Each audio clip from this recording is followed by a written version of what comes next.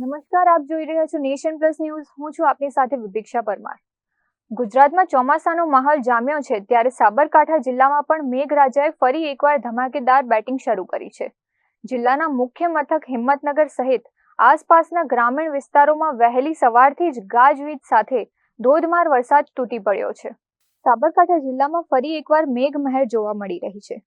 હિંમતનગર શહેર ઉપરાંત આસપાસના ગ્રામ્ય પંથકોમાં કાળા ડિબાંગ વાદળોના ગડગડાટ સાથે ધોધમાર વરસાદ શરૂ થયો હતો. જિલ્લામાં માત્ર એક દિવસના વિરામ બાદ ફરીથી મેઘરાજાએ તોફાની એન્ટ્રી કરતા સમગ્ર પંથકમાં વરસાદી માહોલ છવાઈ ગયો છે. મુશળધાર વરસાદના પગલે હિંમતનગરના મુખ્ય માર્ગો અને બજારોમાં પાણી ફરી વળ્યા હતા, જેને કારણે વાહનોની ગતિ પણ ધીમી પડી હતી. વરસાદનું જોર વધુ હોવાના કારણે શહેરના કેટલાક નીચાણવાળા વિસ્તારોમાં પાણી ભરાઈ જવાની શરૂઆત થઈ ગઈ છે.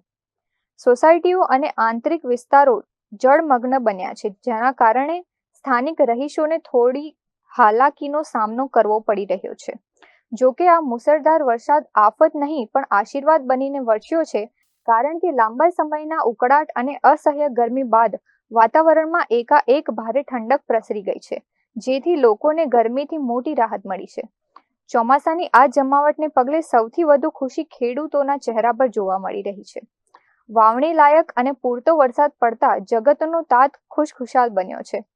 કુદરતની આ મહેરબાનીથી કૂવા અને બોરમાં પાણીના સ્તર ઊંચા આવશે, જે ખેતીના પાક માટે ખૂબ જ ગુણકારી સાબિત થશે.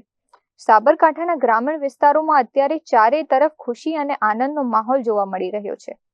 સાબરકાંઠા જિલ્લામાં મેઘરાજાની આ ધમાકેદાર બેટિંગથી નદી નાળા અને ચેકડેમમાં નવા નીરની આવક થવાની આશા વધી ગઈ છે. હવામાન વિભાગની આગાહી મુજબ આગામી દિવસોમાં પણ અહીં વરસાદી માહોલ યથાવત રહી શકે છે. Jitendra Solanki, nation plus news, Sabarkantha.